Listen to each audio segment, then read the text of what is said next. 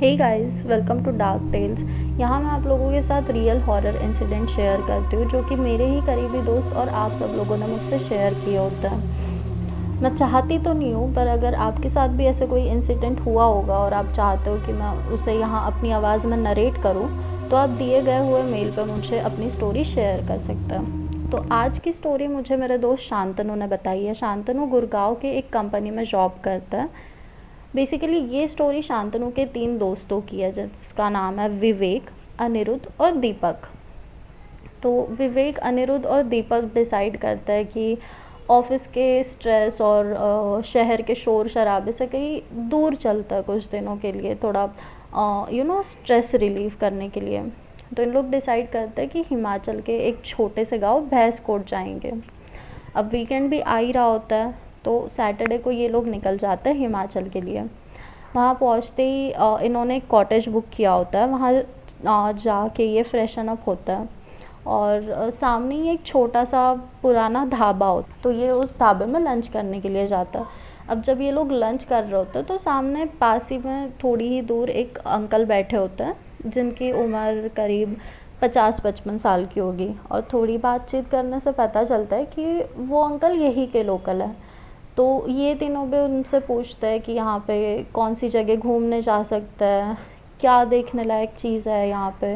तो अंकल भी उन्हें बताते हैं कि बेटा तुम लोग यहाँ जाओ, ये जगह बहुत अच्छी है, यहाँ पे वाटरफॉल है या यहाँ पे लेक है।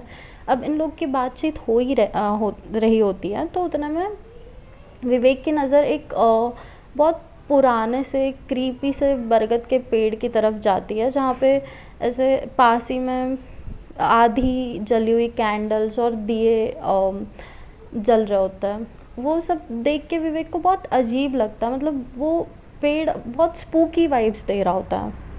तो विवेक अंकल से पूछता है कि अंकल ये पेड़ कैसा। अंकल ये सुन के थोड़ा सा घबरा जाता है, थोड़ा उनके फेस के एक्सप्रेशन ही चेंज हो जाता है।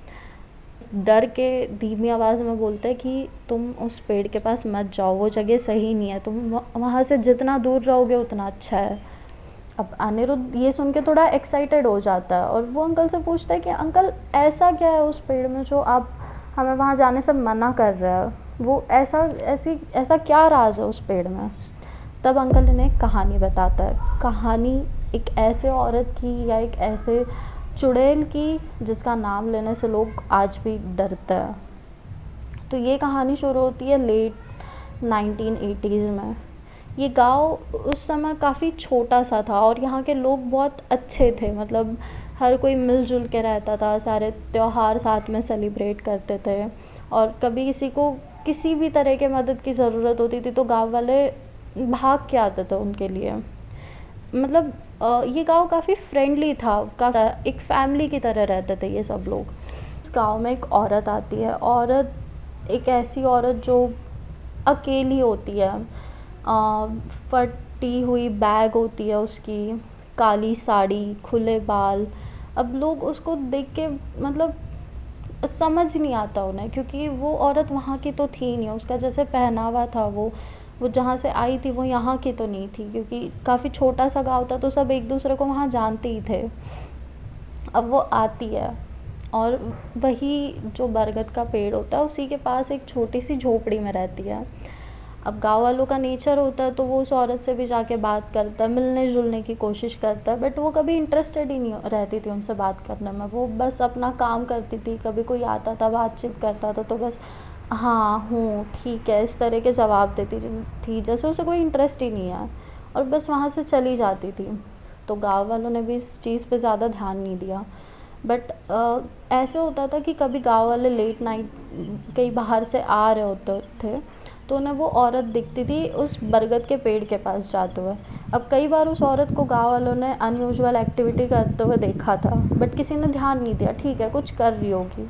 बट एक रात ऐसे होता है कि उसी गांव के एक बुज़ुर्ग चाचा वहाँ से जा रहे होते हैं और वो औरत उसी सेम अटायर में, काली साड़ी, बिखरे बाल, पेड़ के पास बैठी हुई है। उसने पेड़ के पास एक घेरा बनाया होता है जहाँ पे उसने आग लगाई होती है, जिसमें वो 2 मुर्गों की बलि दे रही होती है, और अपने हाथ से कुछ खून की बूंदें निकाल के वो उस आग में डाल दिया। अंकल को वो सारी चीज़ें देख के बहुत बहुत डर लगता है, बहुत अजीब सी फीलिंग आती है। तो अंकल जाता है, गाँव वालों को बताता है, तो गाँव वाले डिसाइड करते हैं कि ये चीज़ गलत है, ये नहीं होनी चाहिए हमारे गांव में, इससे हमारे गांव का जो एनवायरनमेंट है, हमारे गांव के बच्चों पे काफ़ी बुरा असर पड़ेगा। तो गांव के सब लोग बस आखिरी में पीछा करते हैं। तो वो सेम उसी अटायर में होती है, वही सब चीज़ कर रही होती है, और गांव वाले इसे पीछे से देख रहे होते हैं कि ये क्या कर रही है। अब उसे वही सब करते हुए देख के वो काफ़ी गुस्से में आ जाता है। गुस्से में उस औरत के पास जाता है और उसे बस धक्का दे देता है कि ये तुम क्या कर रही हो, ये गलत है, ये यहाँ तुम नहीं कर सकती। वो औरत उस आग में तड़प रही होती है, जल रही होती है, और बस गाँव वालों से इतना कहती है कि मैंने तुम लोग का क्या बिगाड़ा था, तुम लोगों ने मेरे साथ ऐसे क्यों किया, तुम लोगों को ये नहीं करना चाहिए था। और बस उस आग में तड़पती है, जलती है, मर जाती है, और जाते जाते बस इतना बोलती है कि मैं आऊँगी ज़रूर, मैं तुम सब लोगों से अपना बदला लूँगी। जब वो मर जाती है, उसके कुछ दिन तक तो सब ठीक चलता है, बट दिनों बाद ही उस गांव में उस पेड़ के पास से अजीब अजीब आवाज़ें आने लगती है, जैसे किसी के रोने की आवाज़, किसी के चिल्लाने की आवाज़, किसी के हंसने की आवाज़। और दिन ब दिन ये सारी चीज़ें बढ़ती ही जा रही थी। अब गांव वाले इन सब चीज़ों से परेशान होते थे, और इन सब चीज़ों के साथ एक और बहुत ही भयानक चीज़ होती थी कि रात में जो भी उस पेड़ के पास से जाता था, चाहे वो पंछी क्यों ना हो, जानवर हो या इंसान हो, वो कभी वापस ही नहीं आता था उस पेड़ के पास से। वो उस दूसरे दिन सुबह बस उसकी लाश मिलती थी, और लाश भी ऐसे जैसे पता नहीं उसने क्या चीज़ को देख लिया हो, आंखें फटी हुई, मुंह खुला हुआ, हाथ पैर अकड़े हुए। और ये सारी चीज़ें देख के गाँव वाले डिसाइड करते कि अब इन सब चीज़ों को रोकना पड़ेगा, नहीं तो वो औरत पूरे गाँव को ख़त्म कर देगी। गांव वाले पास ही के गांव से एक बहुत ही सिद्ध तांत्रिक को बुला लाता है। वो तांत्रिक भी आता है, अपनी पूजा करता है, विधि करता है, और उस डायन को पकड़ लेता है, कैद कर लेता है और बांध देता है उसी बरगद के पेड़ से। और गांव वालों से कहते हैं कि उस पेड़ के पास एक कैंडल या दिया जला दिया कीजिएगा उस औरत के, उस आत्मा की शांति के लिए। तो ये प्रथा बन गई थी गाँव वालों की कि उस दिन से रोज़ कोई ना कोई जाके उस पेड़ के पास दिया जला के आता था। जब विवेक, अनिरुद्ध और दीपक ये सारी बातें सुनते तो वो अंकल से हंस के कहते कि अंकल ये सारी चीज़ें सच नहीं होती, ये बस लोगों को डराने के लिए बनाई गई कहानियाँ होती है। और बातों बातों में रात भी काफ़ी हो जाती है, तो सब अपने अपने घर के लिए निकलता है। जब ये लोग जा ही रहे होते हैं तो विवेक के दिमाग में एक ख्याल आता है कि क्यों ना उस पेड़ के पास जाके एक बार देख ही आए कि ये सारी चीज़ें सच में होती भी है या ये बस मनगढ़ंत कहानियाँ हैं। तो ये तीनों भी वैसे ही करते हैं, अपना अपना टॉर्च लेते हैं और उस पेड़ की तरफ बढ़ते हैं। जब ये लोग उस पेड़ के पास जाते हैं तो वहाँ इन लोग देखते हैं कि वो पेड़ कुछ लाल धागों से बंधा हुआ होता है। जब अंकल ने तो उन्हें बताया ही था कि उस चुड़ैल को वहाँ पे बांध के रखा है, तो वो विवेक मजाक मजाक में एक धागा खींच देता है और बोलता है कि लो अब तुम आज़ाद हो डायन। और ये तीनों हंसने लगता है, मजाक उड़ाता है उस डायन का। ये लोग बस अपनी मजाक मस्ती कर ही रहे होते हैं, उस पेड़ के पास खड़े ही होते हैं, तो पीछे से कुछ बहुत ज़ोर से गिरने की आवाज़ आती है। ये लोग जब पीछे मुड़ के देखते हैं, उस पेड़ के पीछे देखते हैं, तो इनकी बस जो मंजर, जो चीज़ ये देखते हैं, इनकी आंखें फटी की फटी रह जाती है। ये लोग देखते हैं कोई बहुत बड़ी काली सी परछाई है, लंबे घने बिखरे हुए बाल और लाल आंखें बस इन्हीं की तरफ घूरे जा रही है। इन लोगों को वो देख के समझ नहीं आता, ये बस उस डायन को देख के भागता है, जितना दूर हो सके उतना दूर भागता है। जब दीपक और अनिरुद्ध काफ़ी दूर तक पहुंच जाते हैं तो इन्हें रियलाइज़ होता है कि विवेक तो हमारे साथ है ही नहीं। ये फिर वापस विवेक को लेने उस पेड़ के पास जाते हैं। अब ये पहुंच तो जाता है डरते डरते, लेकिन वहाँ इन्हें उससे भी ज़्यादा भयानक कुछ दिखता है। ये लोग देखते हैं कि विवेक जो होता है वो पेड़ से लटका हुआ होता है, वो घबराया हुआ होता है, बस वैसे ही जैसे अंकल ने बताया था कि जैसे उन्हें लोग मिलते थे, फटी आंखें, खुला मुंह, हाथ पैर अकड़े हुए, और वो उस पेड़ से लटका हुआ है। अब वो चीज़ों को रियलाइज़ कर ही पाते कि उन्हें बगल में वो चुड़ैल दिखती है, और वो उन्हें देख के बहुत क्रीपी सी स्माइल देती है। दीपक और अनिरुद्ध फिर भागते हैं जोर से, बहुत तेज़ी से भागता है, पर इस बार वो चुड़ैल भी उनका पीछा कर रही होती है। भागते भागते अनिरुद्ध और दीपक हाईवे की तरफ पहुंच जाता है। दीपक उसके पीछे पीछे रहता है और अनिरुद्ध आगे आगे बहुत तेज़ी से भाग के हाईवे के बीचों बीच चला जाता है। वहाँ वो देखता है कि वो चुड़ैल उसके पीछे ही खड़ी है। सामने से एक ट्रक आता है और दीपक को बस कुचल देता है। वो उसकी वही मौत हो जाती है।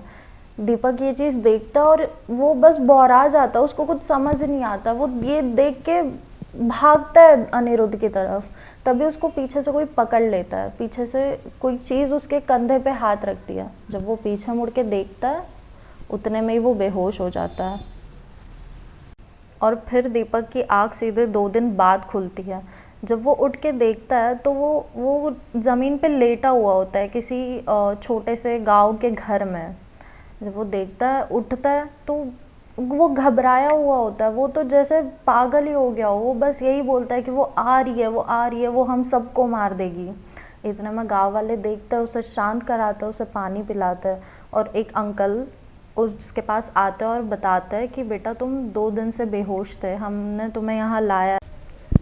और दीपक को बताते हैं कि कैसे इन तीनों दोस्तों ने उस डायन को, उस औरत को आज़ाद कर दिया था और कैसे उसने दीपक के दोनों दोस्तों की जान ले ली। दीपक को भी वो मारने के लिए जा ही रही थी, क्योंकि उसके हाथ में मंदिर का धागा बंधा हुआ था, तो वो बच गया। सुबह गांव वालों ने जब दीपक को जंगल में बेहोशी की हालत में देखा तब वो लोग उसे गांव ले आए। उन्हें पता चल गया था कि वो डायन अब आज़ाद हो गई है। तभी गांव वाले बिना देरी किए गांव के सिद्ध तांत्रिक को बुला लाता है और उस डायन को फिर से उसी पेड़ से बांध दिया जाता है और दीपक का भी इलाज होता है।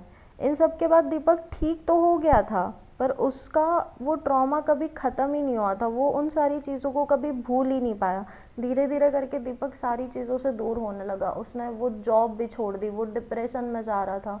और उसके बाद वो कहाँ गया, वो कैसा है, वो क्या कर रहा है, किसी को नहीं पता। तो गाइज़ ये थी आज की स्टोरी। आई होप आप सब लोगों को ये स्टोरी अच्छी लगी हो। और लास्ट में मैं बस यही कहना चाहूँगी कि तुम बिलीव नहीं करते हो दैट डजेंट मीन कि ये सारी चीज़ें एग्जिस्ट ही नहीं करती है। ये सारी चीज़ें होती है, इनको मजाक में नहीं लेना चाहिए। And if you don't believe that's fine, but कभी भी मजाक मस्ती में छेड़ो मत इन्हें, क्योंकि इसका अंजाम बहुत बुरा हो सकता है, बहुत भयानक हो सकता है। Till then stay safe and be alert. और ऐसी ही और इंटरेस्टिंग स्टोरीज़ के लिए चैनल को सब्सक्राइब करिए और अगर स्टोरी अच्छी लगी हो तो वीडियो को लाइक करें। Thank you.